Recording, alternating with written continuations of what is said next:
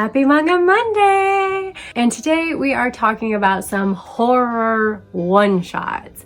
Like if you like the creepy, the macabre, the, spooky in the spooky season, then maybe one of these one-shots will be a great little dose of that for you this October. I don't know, there's something about like a nice, scary little condensed story that I so enjoy. So yeah, we'll just jump right in with probably my favorite one out of them.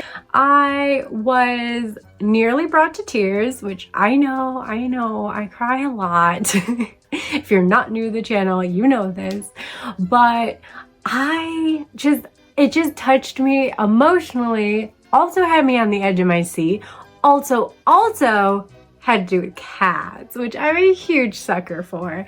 So I definitely recommend picking up The Walking Cat. I know, a play on The Walking Dead perhaps, but I really did love this. I was a little skeptical, but I heard really great things from everyone that had read it and commented about it. So I went in it optimistically and it did not disappoint.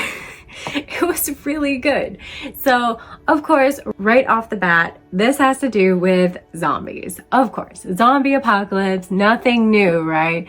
But I think doing it in this way, by following this cat named Yuki, we really get to see a bit of a unique perspective into a zombie apocalypse.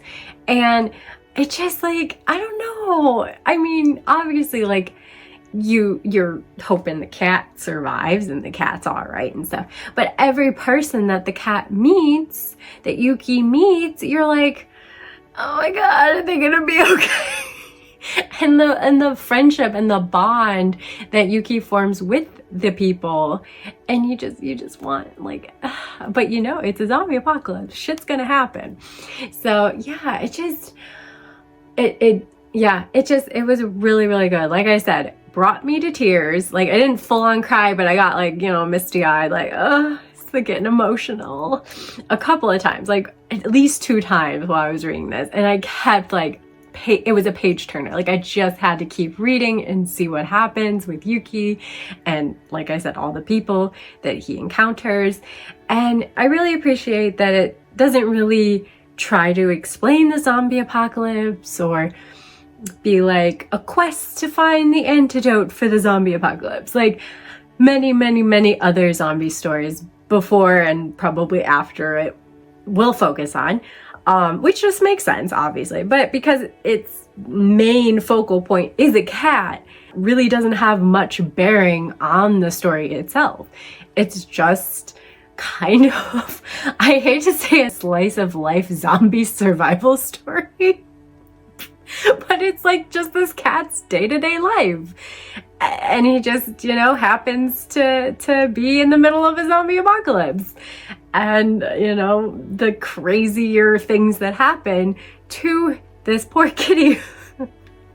And then the people that this kitty meets. So yeah, it all starts when one particular man, Jin, who is searching for his wife that he sadly got separated from at some point, happens upon this cat that has chased a rat into a herd of zombies, and he decides to save the cat. So now he's rescued this cat from these zombies, and whether it's Yuki feeling indebted to the human or just curious, Yuki ends up tagging along with Jin in his search for a mysterious island where it's said to be a safe haven from the zombies and where he's hoping that his wife might have made it to.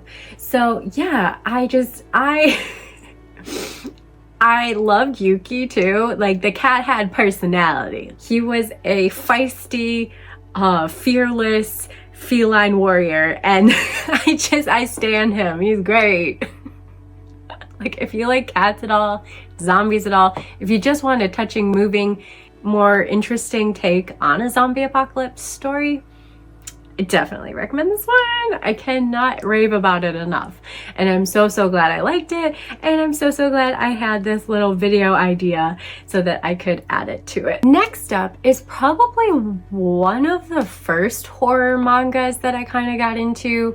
I don't have a great memory, I'll be honest with you. I don't exactly remember what manga I got into first when it comes to manga I read later in life. But I wasn't that interested in horror, and then I slowly started getting a couple here and there when I'd find a deal or when whatever. And then I got really into Junji Ito, which if you haven't watched my Junji Ito tier list, I read last year all the Junji Ito that was out currently and did a ranking video on that. So that was really time consuming, and I'd appreciate it if you go watch that video, especially if you're at all interested in hearing my thoughts on his collected works. Obviously, some more of his stuff has come out since then. Anyway, this was one of the earlier horrors though that I picked up, and I ended up rereading it because I was talking about it with a friend and she absolutely didn't like it. And it wasn't like, oh, it was too scary. Like she just like didn't think it was good. And I was like, wait, what? Sometimes your feelings change though. So I'm like, you know what? I'm gonna have to reread that because maybe I was being too kind to it, too naive in my early horror manga reading days. But I think it stood the test of time for me anyway. Personally, I really enjoyed it, and it was still on the edge of my seat. Enough time had passed that I'd forgotten, the more like nuances of the horror.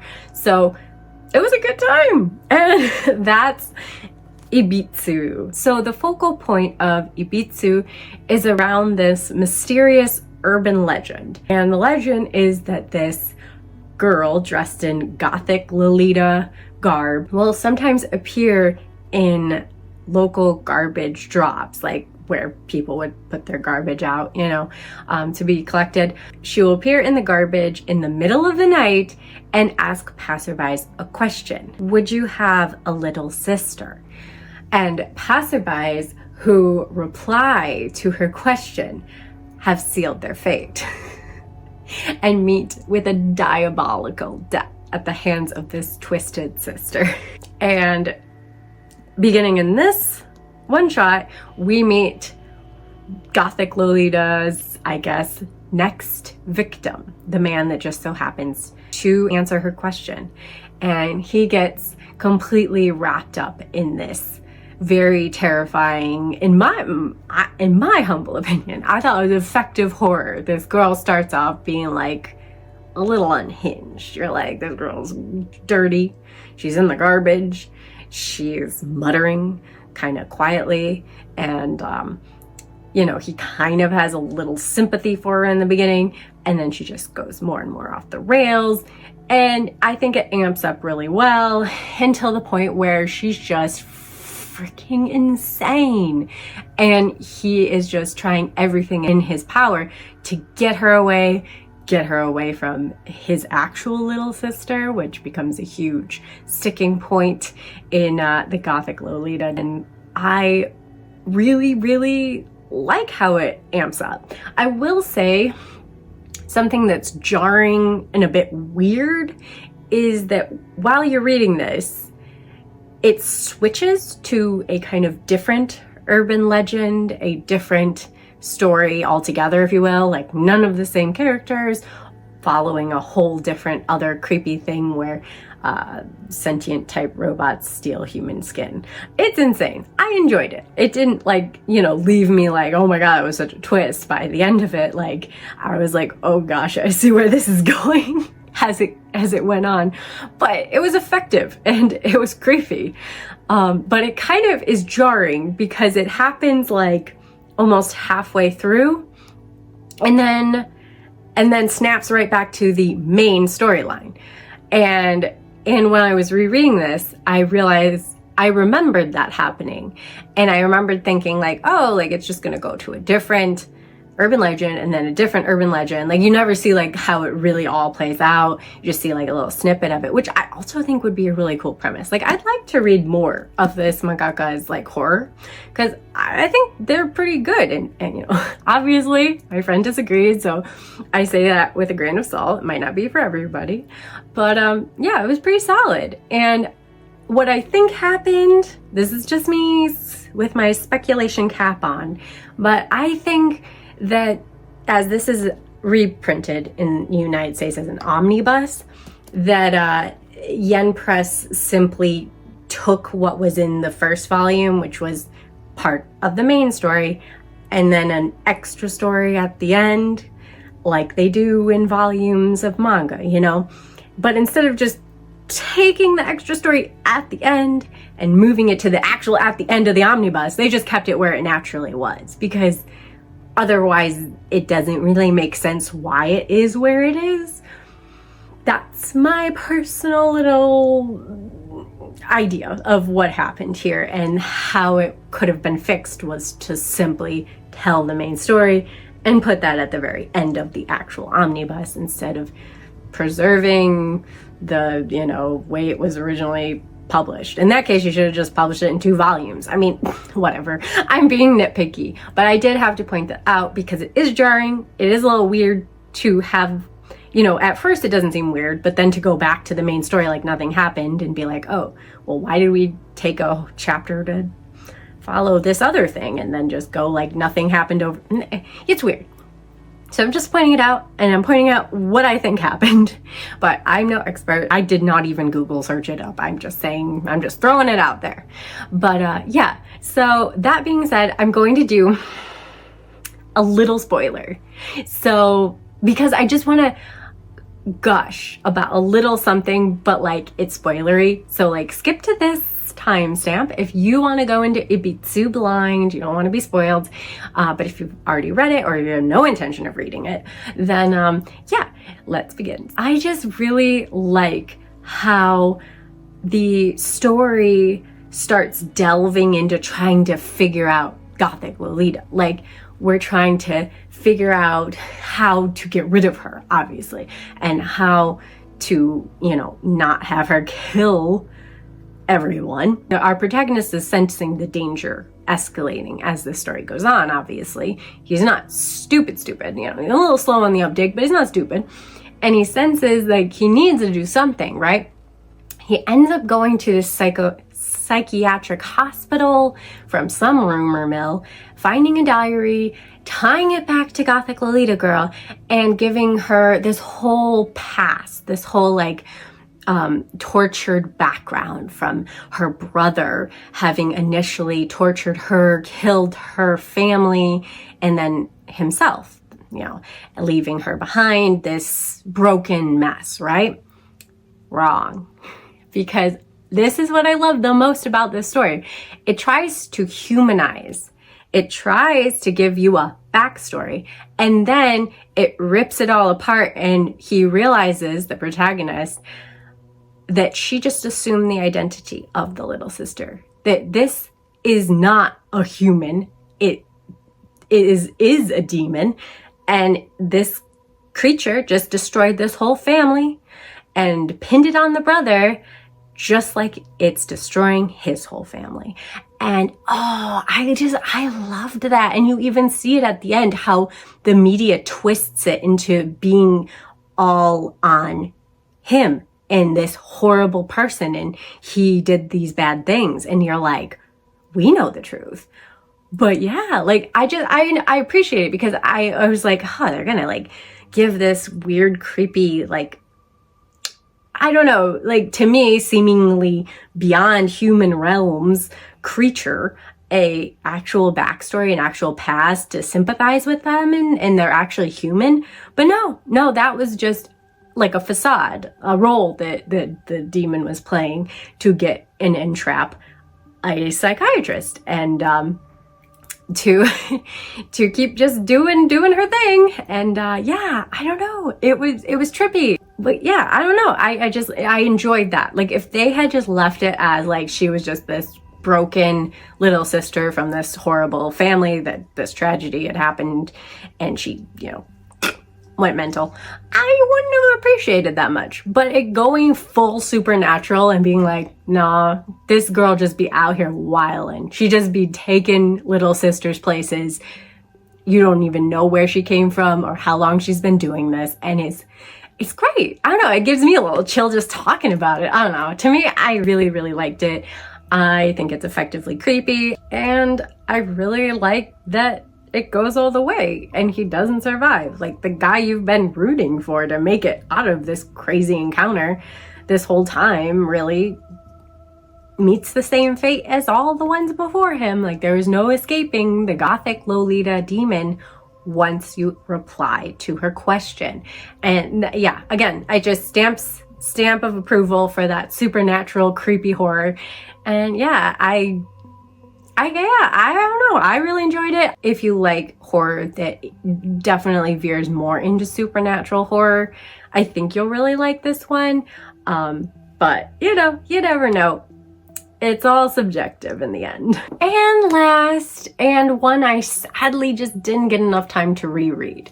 I read it a couple years back. I actually even watched the anime.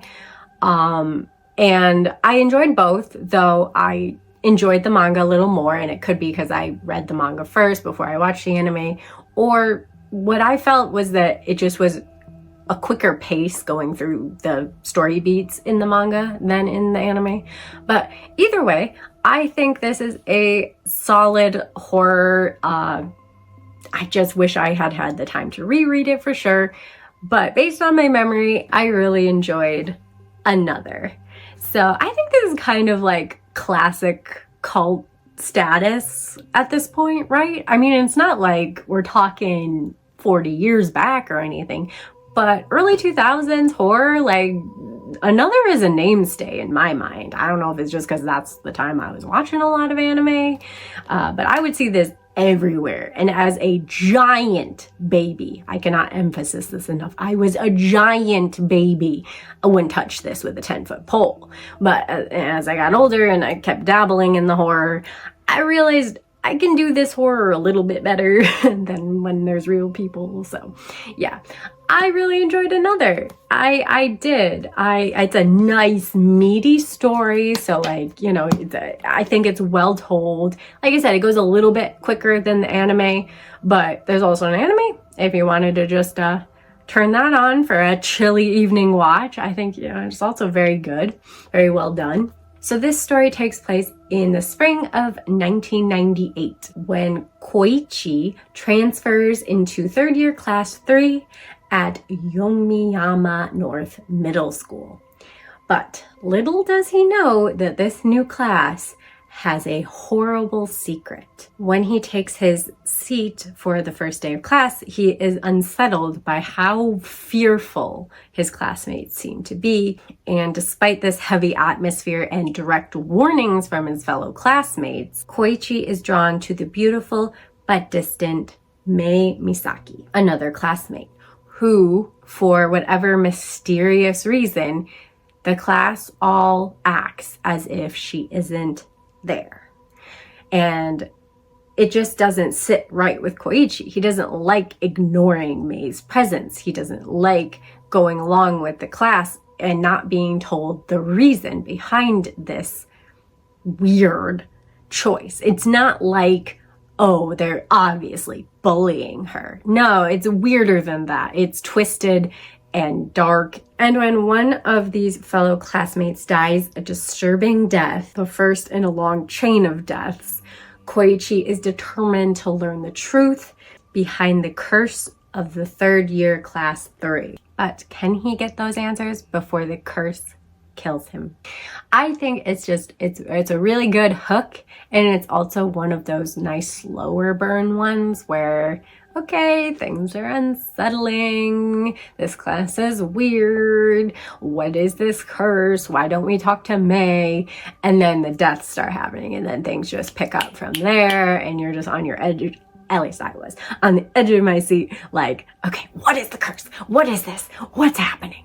And yeah, I feel like a little mystery well, a lot of mystery as being the crux of the whole plot in your horror, and just kind of more like mixing the psychological with the supernatural. Yeah, I would seriously recommend giving it a shot if you have somehow not seen or read. There's also a light novel, I believe. So like there's 3 iterations you could check out. Let me know if you've read the light novel though, because I actually have not read that. And yeah, like let me know if you think it stands the test of time. Like I said, I wish I could have gotten to rereading it before this video. I just really got busy, and I'm sorry.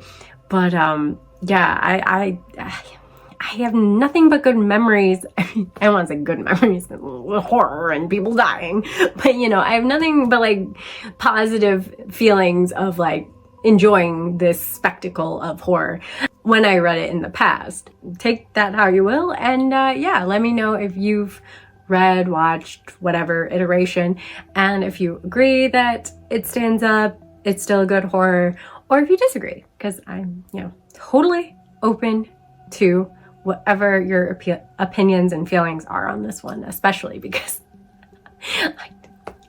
I didn't reread it. I'm sorry. But yeah, those are my 3 horror one-shot recommendations. We got zombies, we got supernatural, we got psychological thrillers, and mysteries abound. I think it's a good group of different types of horror for any horror fan out there. Hopefully one of those piqued your interest, or you've already read all of them and you can let me know what you thought of them down below. Also, if you have any horror one-shot recommendations, because other than the extensive backlog of Junji Ito, mostly are short story collections really, but still collected into one-shot kind of formats, which, you know, like if you go watch my video, you'll see which ones I recommend out of those. But let me know what other one-shot horrors or like short little doses of good horror manga is out there, because I'm always on the prowl, always on the hunt for one that just really piques my interest. For some reason, I really do enjoy a good manga horror, but I also can be kind of picky about it. So there's a lot that I have got to the end of and just wasn't satisfied with the conclusion. So yeah, I'm curious to know what your faves are. And speaking of ones I maybe wasn't a super duper fan of, or whatever reasons may be, I'll be talking about some dark series that I dropped on next Monday. I also really want to do like an extra video here or there, but I don't know. If I do, I'll make sure to share in my community tab, but also make sure that you are subscribed and turn on your notifications just in case, so you won't miss any special extra uploads or any uploads at all from me. And thank you for watching the video.